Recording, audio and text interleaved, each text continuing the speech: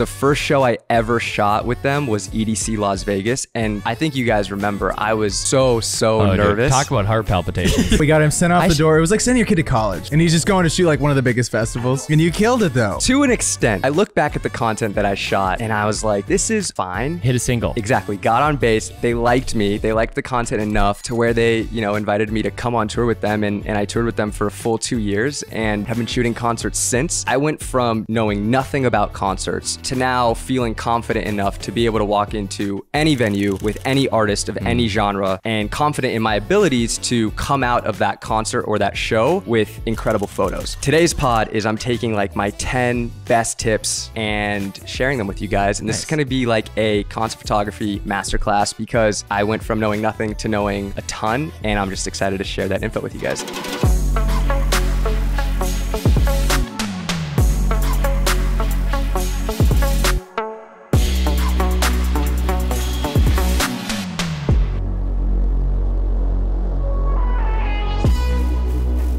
Ladies and gentlemen, welcome back to episode 121 of the 505 podcast. Let's get this one-handed crack. I've just been absolutely destroying it recently, Wow, and that was another nice. superb with a nice. little bit of splash in the cheap seats. I'm in a slump. I will say I'm in a slump. You've been swinging and missing.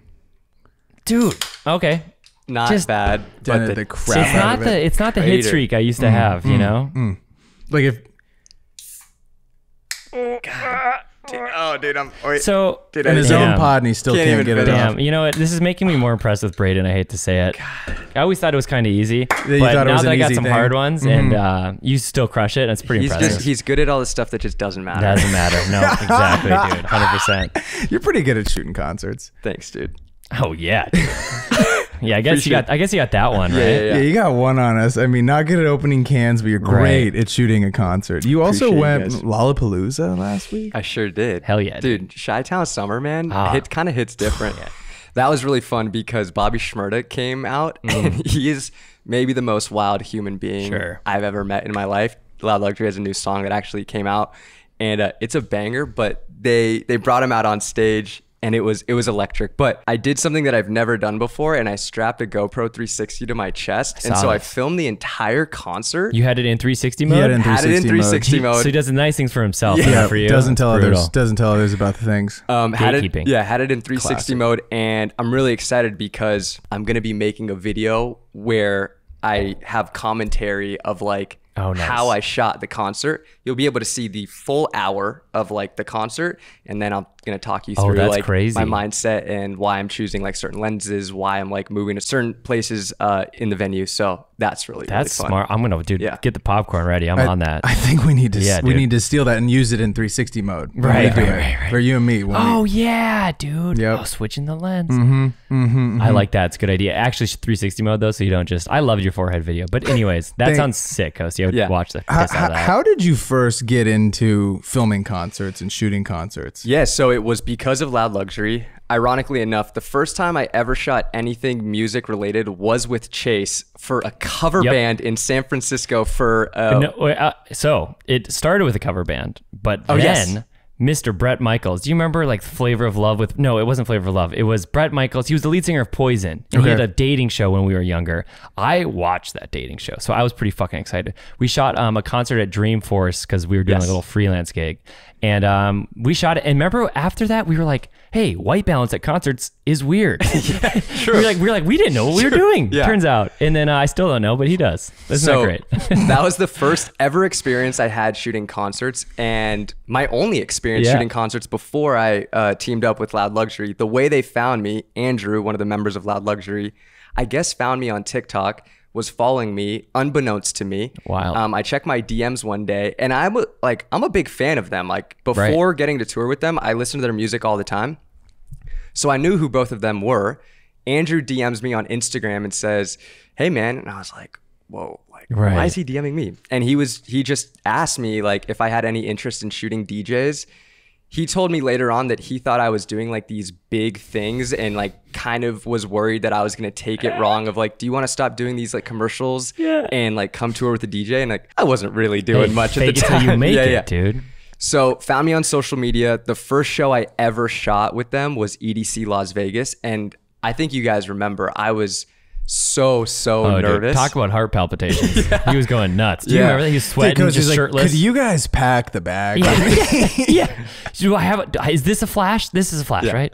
Yeah, you're freaking out. Lens caps. He's like, how many cards do I need? Yeah. Dude? He's like, what if a card breaks? Yeah. Is my Ronin charged? Yeah. Where's the plate? That is the plate. The Ronin plate. That'll get Yes. you. That Yes. one will get you, and we make sure that you have those But always. we dude. got, dude, that was a team effort. We made it We happen. got him sent off the sh- door. It was like sending your kid to college, Dude. You know, and he's just going to shoot like one of the biggest festivals. I don't know why I'm picturing you shirtless trying to pack, because I think you were, and just like sweating. And it reminded me of that one time when you were really stressed out. I think about shooting like a big show and you took a bath to calm down, and it was too hot. And got you- more anxious and in the you're like, bath. I don't know how people like this. This is terrible. It was so fucking funny. Anyways, yeah, you did it though. was You super shot it. nervous. And you killed it though. Yeah. To an extent. I look back at the content that I shot and I was like, this is fine. Hit a single. But exactly, got on base. They liked me. They liked the content enough to where they, invited me to come on tour with them. And I toured with them for a full 2 years and have been shooting concerts since. And what I'm really excited about is something that I've been wanting to do for a very long time is I went from knowing nothing about concerts to now feeling confident enough to be able to walk into any venue with any artist of any genre and confident in my abilities to come out of that concert or that show with incredible photos.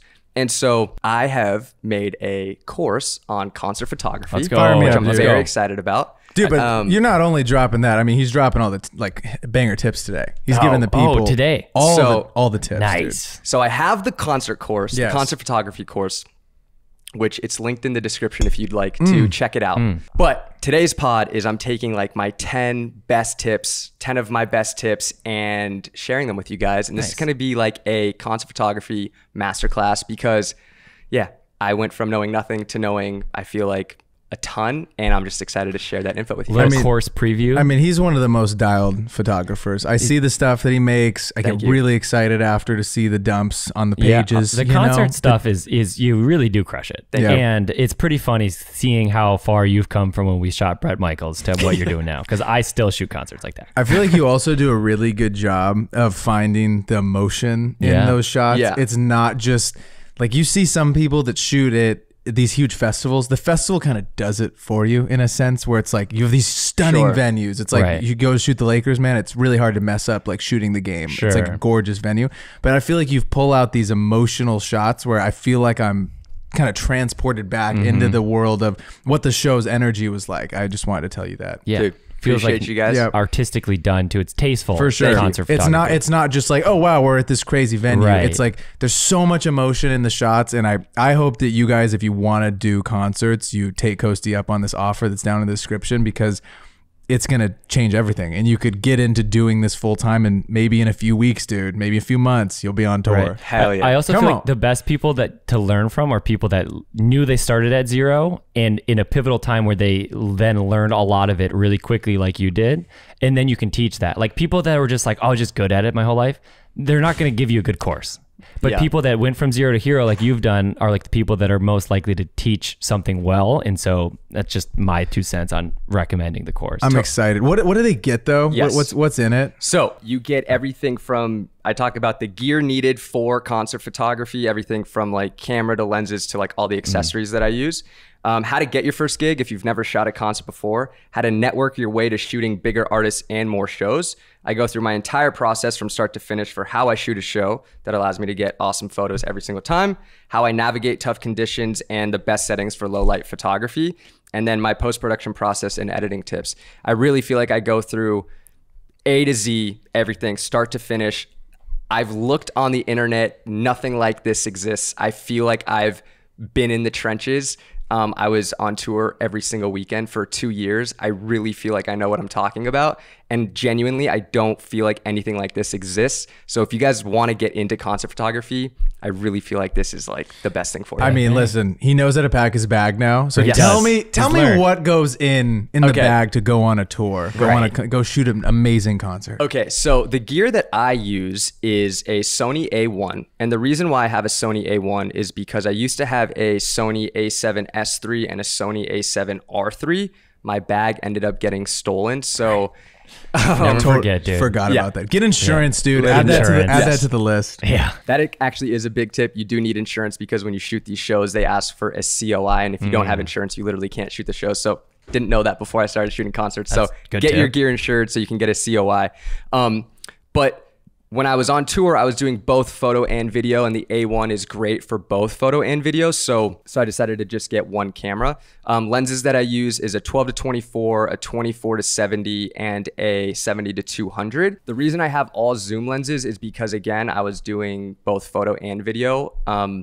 I think if I was just to be doing photo, it would be nice to have some primes in my lenses just because you can get more stops, and in low light situations, like every stop really matters. Bro, I remember my first concert, random story. I shot it all in 120 thinking that was the move. And I'm like, too dark. Damn, it's so dark in here, dude. And this guy's like, what was your frame rate? I'm like, 120, dude. I want everything to be slow. And he's like, it's your first concert? I'm like, one of them? Yeah. One of them for sure. Okay, so other important gear to have. Well, actually, as far as lenses go, I would say just start with what you have. When I first started shooting, I was shooting on an A7 III, not even an A7R3, A7 III, and I had a 16-35 and a 24-70. It got the job done. When I upgraded and bought a 70-200, like everything changed for me because some of my favorite shots is just like those from the crowd through the hands up, like really getting the emotion on the face, like you were saying. Wait, what does it do to, you were telling me with the 70-200, if you zoom it all the way in, what does it do to the background? Well, it makes it a lot blurrier. You get that like super nice compression. Yeah. So it like feels like the back is closer to you, kind of thing. Yeah, it makes stuff. I mean, when you use a telephoto lens, it just makes like everything bigger, makes like stuff like bigger than life. And so when you're shooting concerts, it's nice to make the artist feel kind of like bigger than life. I love those photos that you had. Yeah.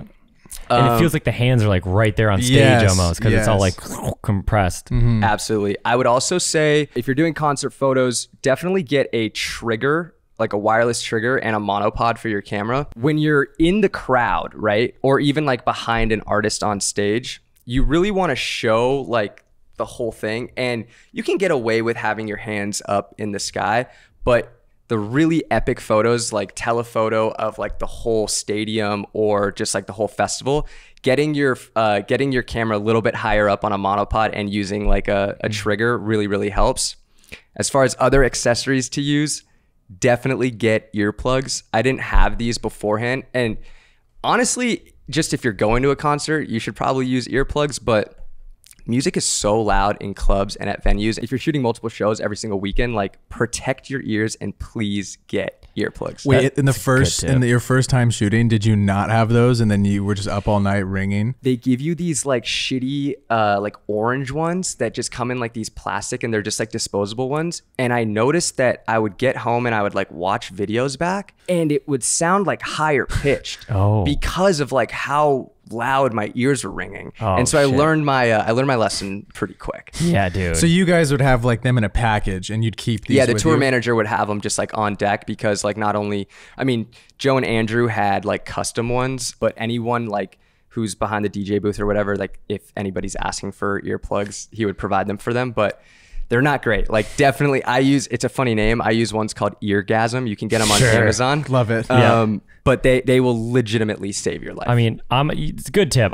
You boys got tinnitus, dude. I've been to too many shows, didn't wear earplugs, and now I just like get ringing all the time. It's terrible. So it's a good tip. And then another thing you definitely need is flash. The first time I shot with Loud Luxury, I had never honestly used an on-camera flash before, and I just couldn't get it to work. I remember this, dude. That was the whole thing. You were on the helicopter or something, right? We had just gotten off the helicopter, and they were like, yo, can you get a photo of us? And I put my flash on and I'm just like, it's just not firing. And then I remember Andrew like so nicely was like, hey, just like make sure your gear's working, all right? Yeah. And then later on I found out that like their manager was just like, who the fuck is this kid? Like where the fuck did we find him? Doesn't even know how to use a flash. Damn, that sucks. Dude, I don't know. Flashes are weird, bro. They are weird. And I feel like that's one of those things where you hop out of a helicopter, you're like, so much is going on. It's windy on the tarmac. And you're like, all right, snap this flash photo. And I was, dude, I was just already so nervous. And I'm like, oh my God, my gear's not working. But make sure you know how your gear works before you go into shooting a concert. I would say the last thing on gear though is like, use whatever you have.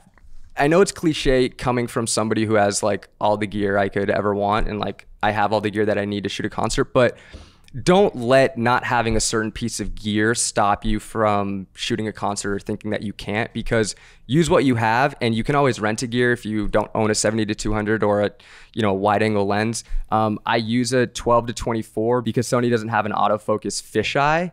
Canon does. So I was using a 16-35 for a very long time. I would say if you're shooting concerts, like, you really want to have at least like one wide angle lens and one telephoto lens. You can really do everything you need with those two lenses. And I would say, like, minimum wideness, you probably want at least a 16, if not a fisheye or like the 12-24. And that's on full frame, you're saying? Correct. Yes. Yes. I remember when you got the 12-24, I feel like that made a big difference though. I feel like I remember seeing some like really unique and like sicker stuff coming down the lane. And like we said before, 4mm, dude, makes a big difference. Come on. Yeah. Never forget. What's tip number 2? Tip number 2, you kind of touched on already, but tip number 2 is focus on the emotion of the artist. I would say one of the biggest things I see separating an amateur and a professional is the lack of emotion in the photos that they're taking of the artist. So many times, like, you'll see a photo of a DJ and either their head's down or maybe they're not smiling, or like, just there's a lack of emotion in their face. I think the best concert photographers, and honestly the best photographers who shoot like sports as well, you capture the emotion of like the artist or the player, right? I would think to myself, would I post this photo myself? Like, are you making the artist look good in this photo? And are you showcasing what it's like to be at this concert? Granted, you are at the mercy of what the artist is giving you on stage. Some DJs specifically are like pretty chill and they don't do a lot of like stuff on stage, but lucky for me with like Loud Luxury, they're very animated, right? And that's like part of their brand. So it was my job as a photographer to showcase that, and they show a lot of emotion on stage. So like, you want to bring that through in your photos. So when you are taking photos or you're shooting a concert, keep in mind, like, let me capture as much of the emotion of the artist as possible. How do you think they don't get hurt jumping off that stage, man? I don't know. You feel like their knees are just going to snap one day. Joe, I don't know if Andrew does, but Joe wears knee, like compression sleeves on his knees. Dude, because he's just jumping just jumping off not a bad idea. Jumping off the rafters like Rey Mysterio, dude. Dude, I want to get like knee pads, just like slide super far. Smart though. Be kind of a fun shot, dude. You just sliding across the stage. Yeah, right. First live pod, dude. I'm opening it up on a slide. Nice.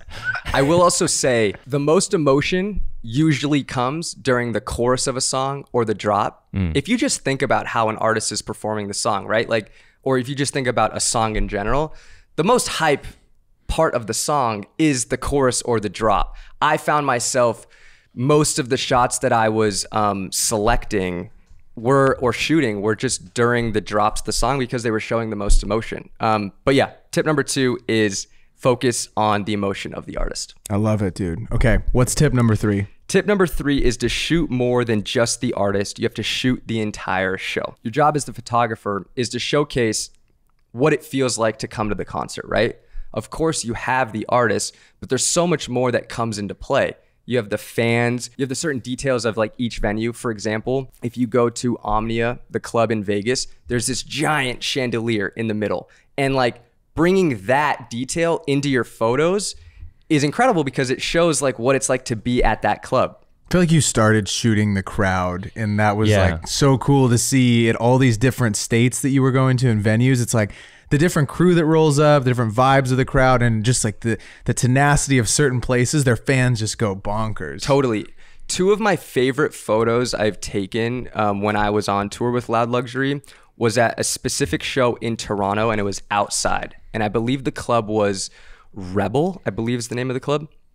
But it's so cool because it's like right on the water and you can see the skyline of Toronto in the back.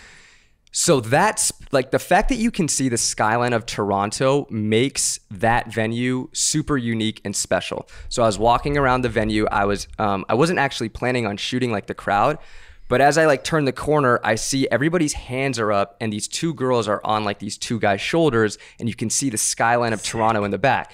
So I shoot the shot on a 70-200 because you get the compression, like the skyline looks a little bit bigger.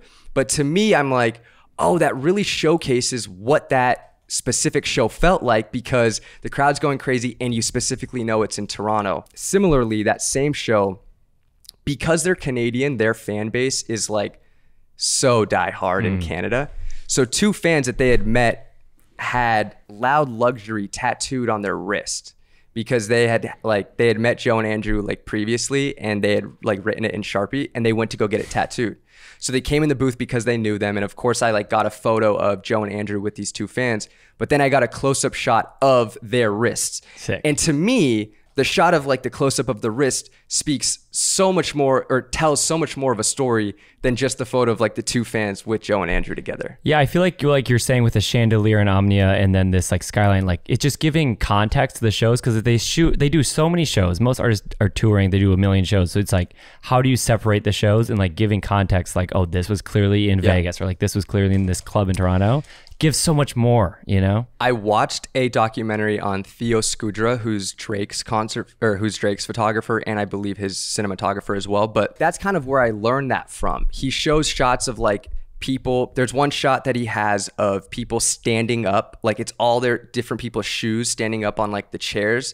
So it's like, oh, that's cool. Seeing like this different sneakers of like the guys and the girls at the show. He has another one of the custodian sweeping up the confetti after the show. Like that's not of the artist, but that tells the story of the show. You can even shoot like the ticket stubs. So when you're shooting a show, think about how you can best tell the story and how you can capture the entire show that's more than just the artist. What happened here? It's those moments in between, not just the actual thing happening. That's awesome. You also, man, you always have your head on a swivel, dude. Buddy is Dude, he's got a chiropractor he just for that reason. He is ready to go. Yeah, we have that guy that comes over, Mike. For some reason, they always close the door in the room. I don't know what's going on. But anyways, you're locked and loaded, dude. Your head's on a swivel. What's tip number 4? Tip number 4 is to anticipate shots. This comes into play more so when you're touring with an artist, because you get to know how their show goes from night to night.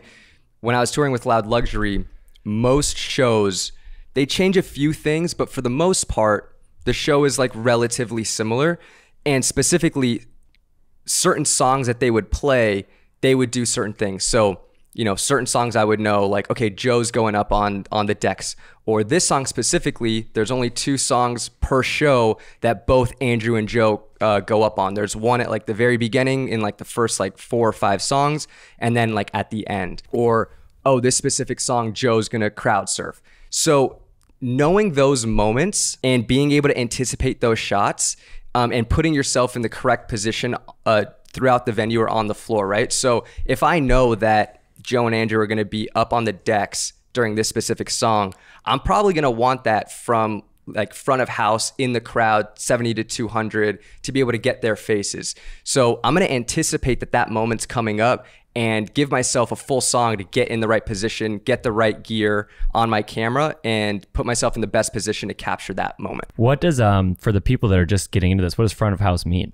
Okay, so this is funny because I also did not know this when I was first starting out. And when I was in the hotel room with Joe and Andrew and their manager before EDC for the first show, they brought up like front of house, like, yeah, you should go to front of house like to start the show. And I was like, cool. It's like, so what is front of house? Yeah. And the manager's like, makes me a little nervous that you don't know what front of house is. But front of house is basically where they set up the sound, and it's usually like in the middle of the crowd, like directly center of stage. Where like the sound mixer guy is. Yes. And you get access to that space. Exactly. Got it. What's nice about front of house is normally it's raised up a little bit. So to get those shots like directly down the barrel in the middle on a 70 to 200, or even just like of the crowd on a wide angle lens, it's nice because you can get slightly elevated. You have a little bit more room because you're not like dealing with the crowd. So it's a nice comfortable spot normally to get a nice shot of like the stage. And how do you get there?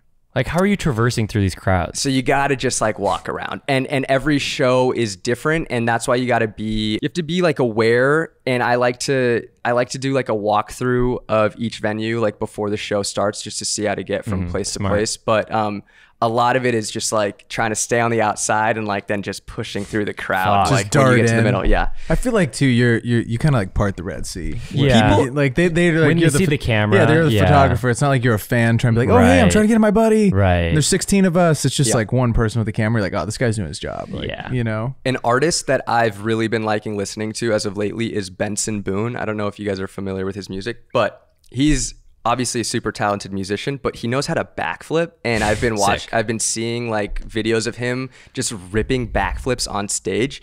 So I was thinking, okay, if you're Benson Boone's photographer, he's probably not going to be backflipping every single song. There's probably going to be a specific song every show that he's backflipping. So if you have that in mind, right, you're like, okay, I know that he's going to backflip in this next upcoming song. Let me get in the right position to capture that moment.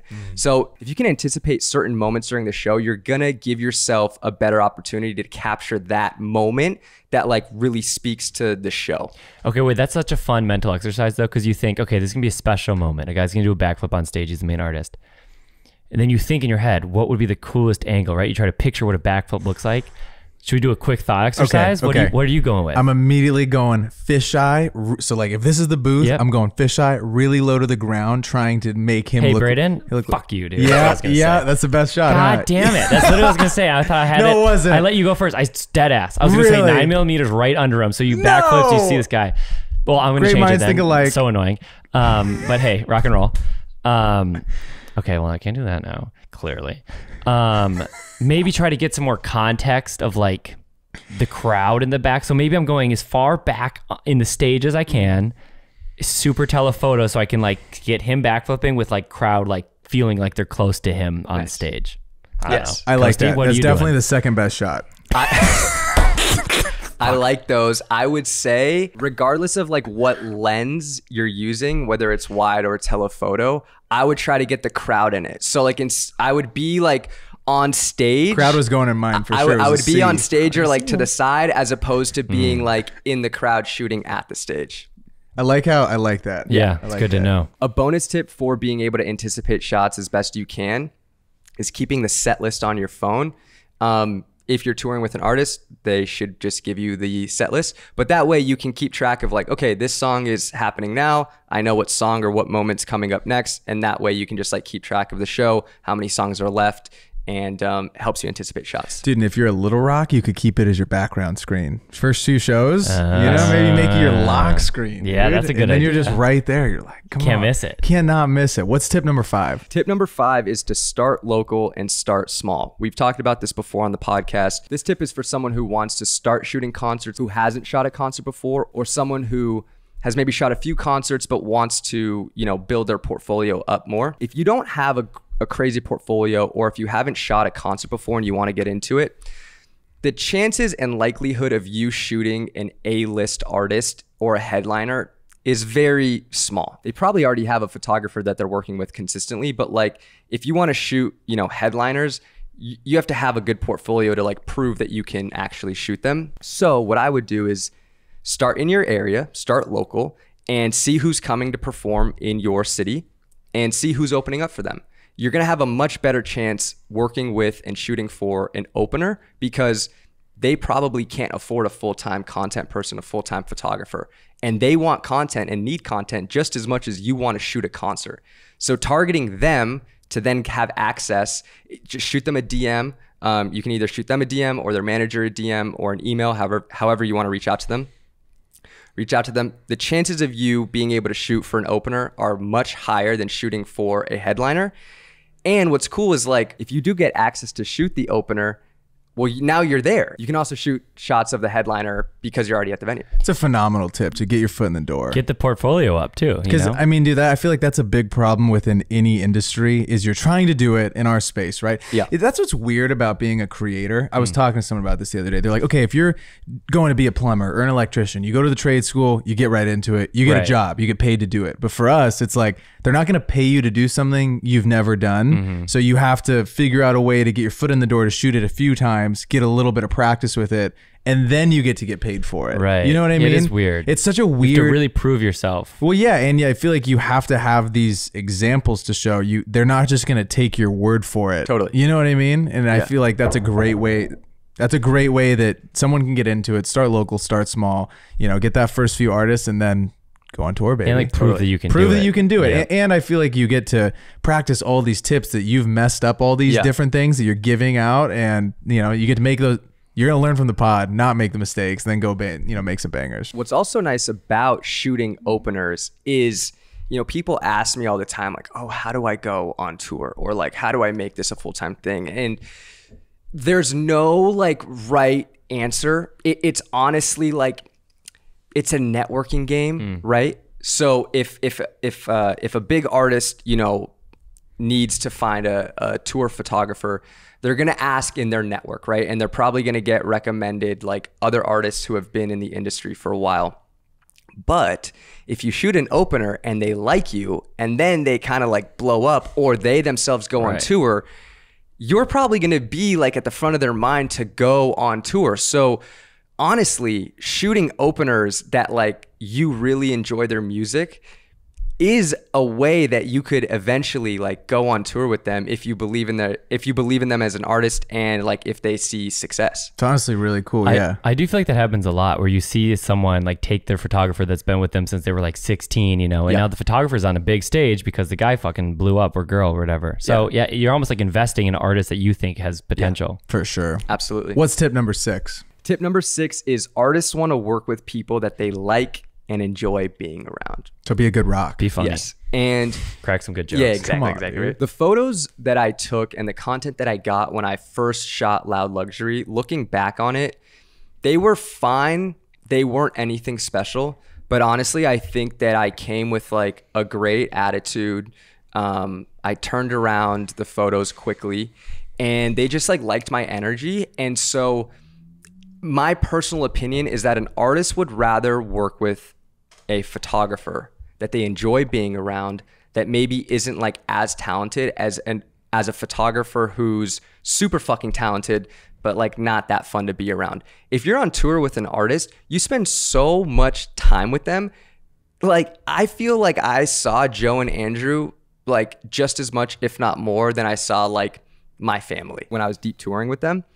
So just being a good person like goes farther than you think, because these artists want to be around and spend time with, not just the photographer, but like everybody on their team. They want to enjoy spending time with them. And I've heard this so many times in the industry, like talking to producers, especially, being like, oh, he's talented. He's so talented, but he's just so hard to work with. And then they always pick someone else every single time. Like if you're hard to work with and you're like, oh, I'm not going to turn that around, or you're going to like dodge stuff, or like not be a good person, people just don't want to work with you. And so if people who are like, oh, but this guy, he's solid and he's easy to work with and he's nice, and like, let's just pick him, every time the guy or girl gets picked. Every single time. So important. I feel like that goes with every job though. Totally. Totally. It's like, what, maybe 50%, 60% our work, and then the 40% is like, do we love this person? Right. Could we kick it with them? And you want to work with your buddies, dude. Yeah. You want to hire your rocks every single time. It's kind of a simple tip, but I still felt the need to share it because, there's a lot of things that are out of your control in this industry, but like something that is so directly in your control is being a good person, showing up with a positive attitude, having hard work ethic. Those things truly, I think, will get you very far in life. Definitely. It's almost like creating your own luck in a way. 100%, dude. Tip number 7. Tip number 7 is quick turnaround time. This really comes into play with both concerts and sports. When you're on tour and shooting a concert, the very next day there's another show. Right. So that show has a lifespan of, maybe 12 to 24 hours before they're on to the next. So you really need to be dialed on turning around your content. The artist is going to want it. And it just comes with the job. When I was shooting these shows, I'll give you an example. For like, when I was shooting a Vegas show, right? Vegas show starts at 1. They're contracted to go 2 hours, so ends at the earliest 3. Let's just say on average 3 to 3:30. I'm back in the hotel room, depending, probably around like 4 a.m. I gotta then stay up from 4 till like, let's say 5:30 and edit that content and turn it around for them. Because when we meet in the lobby for lobby call to go to the airport, to go to the next city, to go to the next show, which is usually when? 7 or 8 a.m. Damn. They're asking like, yo, where are the photos? Because they want to post. Right. Or, for example, I like to do these 3x3 photos, right? So I'll take like 3 photos and I'll like stack them on top of each other for a story post 9x16 for Instagram. I make 1 to 2 for Loud Luxury like as soon as the show's done. So it's little things like that where like they want to post content about the show, like either right after the show or like the morning after, depending on how late the show went. And so it's like, it's part of the job for you to like have that quick turnaround time. It just comes with the nature of this business. The morning after post, you know? Dude. Are you going to bed? So like if you're editing till say 5:36, lobby calls 7:30, do you rest your eyes for an hour or Yes. at that point? Really? Yes. I feel like that would fuck me up. Same. Do you set 27 alarms? I'm for sure sleeping through. Yeah, Yeah. You do? I would set like 2 to 3, and that's not that many, man. No, it's not enough. Wow. I was really reliant on like, I really hope this warm shower like wakes me up. But I'm not even kidding you. The amount of times my alarm would go off, and in my head, or even out loud, I'd be like, "Fuck." Do it. Like I gotta wake up Every right single I time. can't believe, dude. It's like You're a dog you for that. you need your Coasty needs his sleep It's more than honestly, anyone. it's honestly It's crazy. the craziest thing that he was the one that was doing this. No, of all of us, Yeah. it's insane Right. that you were chosen as the guy to not You know, sleep. it's just the universe gives you what you need, dude. Like, dude, old roommate Lanray lives for the dark. I bet, dude. Lanray eats this up, Yeah. going like 5 a.m. Lanray's vibing, dude. Yeah, he's ready yeah, to go. yeah. These are just on my hand. Yeah, you want to, dude, rock and Oh, roll. now you're going on. fast. I'm just gonna pop them on for 2 seconds. Bang, dude. I feel so speedy. Dude, it's I honestly, love those. it is honestly crazy though that you stayed up and would do that and turn around great content because it was just elite. It's always elite. Yeah, the people that are gonna just screen grab this and be like, God, 505 is so douchey. You know, you got a fucking guy with sunnies on. He owns the sunglasses. Well, hey, they were on top. Okay. Okay. And I only got them because I took the back off my Jeep, so I'm just fully Safari mode Nice. right now. How do you get it out though so fast? What's the tip? Yeah, what is the tip? What's the tip when you get back and it's 4 a.m. and you got to get this stuff turned out? You gotta have Lightroom presets. Bonus Wait, tip. do they get a preset? I'm gonna give you guys some presets No to do by the course. way. Part of the course? Let's yeah. go. Fire me Yeah. up, dude. Wow, that's a good little selling Do point, me and dude. Chase get them too? Yeah, come on. If you guys want, I Yeah, can. yeah. Maybe Come not on. as many as the people that buy the Oh, course, but brutal, dude. I'll I give you a texted few. you guys the Totality Love Pack the second I finished it, dude. Gosh. Come on. Also Yes. linked in the description below. Let's go. But seriously, that's sick. And I was wondering because do you have to like are presets way different for concerts than they are for say shooting a lifestyle or shooting like the Dodger Stadium thing that you were shooting? Yes, because you're dealing with these crazy lighting conditions. You're dealing with so many different like production elements that there's certain things that like you need to tweak specifically. So specifically when I'm editing, like if you boost the clarity, typically when I'm editing like a lifestyle photo, I like to decrease the clarity a little bit. But I found that with editing concert photos, if you increase the clarity, it actually kind of brightens the crowd up a little bit. And when you're shooting in low light situations, like increasing the clarity, not too much, but a little bit, it kind of brightens up the entire image and shows more detail of like the crowd. So little tips like that, certain things like that, I'll change from like shooting a lifestyle shot or like a portrait versus shooting concerts. Can you tell me what the white balance is supposed to be for shooting a concert? I ripped a concert the other day, dude. Oh, you did? Yeah, it was awesome. Let's It was go. insane. It was like a team of like 8 of us. It was the most it fun fun? thing. Yeah, that's why I stole your Ronin for. Oh, hell yeah. Yeah, it was great. But I was wondering what the white balance is supposed to be because I was sitting in Yeah. there and thank God the producer's just like, it's going to be this. And I'm like, thank God because I had no I've always wondered. I've this, had no actually. I had no idea. And I you know, I was like sitting What around. was that? That was for video? Yeah, it was for video, but he had got it before. He's like, we've shot in here before 4350. That's where we're all going to So be pretty at. cool. So we're all at 4350. So if I'm gonna pick a specific number, probably just gonna rip 5600. But you wouldn't change it, right? Like you wouldn't change it for photo. You just keep it the same the whole night or video and Sure. then change it after. Yes, I typically just rip auto white balance, and I Really? asked Danilo Lewis this. And that works So for you? Chainsmokers photographer, and he was like, dude, the lighting conditions just changed so much, and like your camera does a pretty good job of just ripping auto white balance, and like typically it's pretty good. If you need to change it, like you can just manipulate it a little bit in Lightroom, but like, yeah, honestly, I'm typically ripping just auto white balance. Can't believe that, honestly. But Dude, me neither. It makes sense though. I mean, because I always think like, okay, if you're going to edit these photos later, you're going to want to do a batch change to all of them, right? So if the white balance is different in all the photos because the auto white balance is going to like mess it up. I always get worried about that personally. But I know what you're saying. I've never done the like select one and like paste those Oh, really? settings to all the other ones. Yeah. he's more into it But than what I am. what I will do is like one, I already have my saved presets and it comes into play, right? I knew that we were going to be doing Omnia Vegas like more than one time. So like I would have like my Omnia Vegas presets, which helps a lot. Cozy, give me tip number 8. Tip number 8 is you want to be proactive about getting BTS moments and lifestyle shots. So fun fact, when I was first starting out, I was so worried about getting like banger shot moments that I would like not really have my camera on me or ready to shoot them like in the green room or before, after a show. I learned this later on as I continued to go, and they were like, hey, we got to get some more like lifestyle shots. Is like they prefer and they want, and I feel like most artists want, of course they want great show moments, but they really want those like lifestyle shots. Right. And also, I think those are the moments that the fans are looking for as well. Show to show, obviously, like different venues look different.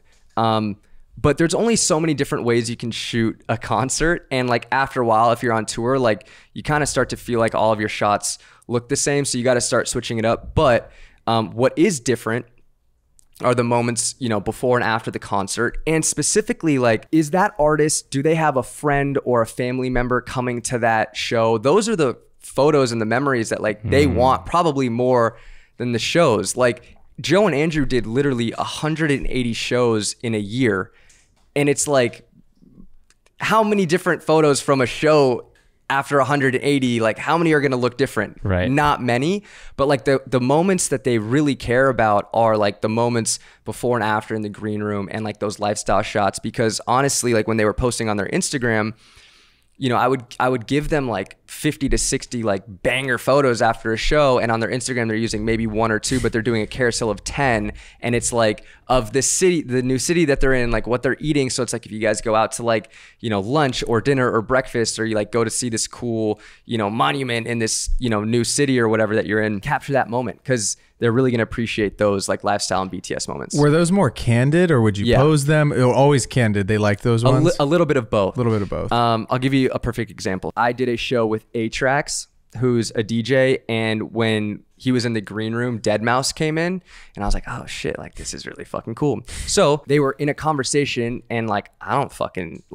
don't know both of them really that well, like at all. It was my first time shooting A-Trax, like had barely a conversation with him beforehand. It's not my place to like join the conversation, but I'm there to shoot, right? You capture a few candid photos, and then once the conversation ends, you can be like, hey guys, real quick, like let's get a photo of you guys together. And they really appreciate that. Like they're never gonna ask you to take a photo, most likely, but they're kind of expecting you to take it upon yourself to say like, hey guys, let's get a photo. Yeah. But that's also that awareness you were talking about, where you're not interrupting their convo and kind of making it weird. Like it's like, hey, we got to get this photo. It's like they're done talking. You know he wants a photo. You know the other guy's down for it. It's like, yo, let's just grab a quick. Especially because it's harder for the artist to be like, can I get a photo with you? But if all of a sudden his photographer is like, hey, let's get a photo of you, then it's like so chill. Exactly. It's also, as a fan, like the candid stuff, I feel like that's what I want to see. Like if you love like an artist, you just kind of want to like see him eating lunch, or like see him before the show, or like whatever. You know what I mean? Yeah. That's the stuff that you don't get to see at the concerts. Back of the airplane and economy. Yeah, dude, that's what we're looking for. Right? Like, come on. With the people. I shot, this isn't a concert, it's more of a comedy show. When I went to go shoot Hasan Minhaj with Babin, I made sure to get photos of Hasan backstage, kind of like looking over his notes of like the show, or like talking to other comics, like backstage candid stuff. That's the stuff that like, even if you come to the show, you kind of want to know what's going on backstage. Like there's this curtain that you want to like peek behind. And I think it's your job as the photographer to show everything that goes on during the show, but also before and after. I mean, you're also the lifeline, I feel like, for the fans. Totally. Right. You know, it's like they don't get to see that stuff. You're the only reason why they get to. That's also really cool. I never even thought about it like that. You're the bridge. You're the bridge. Yeah, you are. Same thing as when you shoot the Lakers. Yeah. You know what I'm saying? It's like, I want to know as a fan what it's like to be in the locker room after they like pull off this buzzer beater win. Totally. So true, dude. I mean, you with these photos that you get of, and the access that you get, it is like that lifeline to the fan. Totally. They get to see this completely different perspective that, what goes on behind that stage? Who's in the green room? Who do they kick it with after? It's like, those are the coolest moments. Because like you said, you're shooting for the artist who wants cool photos, but the people that are seeing these photos, because the artist is posting for their fans to see. So really you're shooting for the fans. And it's like, maybe keeping in mind, what do the fans want? You're so right. It's like this dual perspective of what you're trying to capture. I just think you want to tell the whole story from start to finish of what the show was like. And that means capturing the moments before the show, during the show, and after the show. All right, dude. Tip number 9. Give it to me. Give me tip number 9, Coasty. Tip number 9 is you want to move around the venue a lot and get a variety of different looking shots. I think another big mistake that a lot of amateurs make is that most of their shots look the exact same. They're not moving around the floor that much, and they're using maybe like the same focal length the whole time. Again, similar to sports. You want to get a variety of different looking shots. So definitely make sure you're moving around the floor a lot. That's why I like to do like the pre-show walk around. Does this specific venue have like a balcony that you can get to? Or like, where is front of house? What points can I get to that might make for like interesting looking shots? There's certain venues where like you might have more space behind the artist than not. Some of my favorite shots is like when I am doing a festival as opposed to like a club, you have more space behind the DJ. So like I can pull out the 70 to 200 and get behind them and get a more, you know, telephoto shot of maybe Joe jumping off the stage that I wouldn't be able to get at a different venue because I'm able to get to different positions. Ring me home with tip number 10. Okay. What do we got? Tip number 10, similar to how artists want to work with people that they enjoy being around, it's just important to be nice to everybody that works at the show. And there's always going to be other photographers and other like, you know, videographers as well. Be nice to other photographers specifically and share the space. Also, network with other photographers because so many of the gigs that I got on top of the Loud Luxury stuff came from other photographers that I connected with at other shows. Similar to how like you guys, if you were to get hit up about a shoot that maybe you couldn't do or needed to bring somebody else on, you're going to want to bring on somebody that like you've met before and like you're friends with, or maybe like you met somebody on set and you're like, I'm going to keep them in mind for another shoot.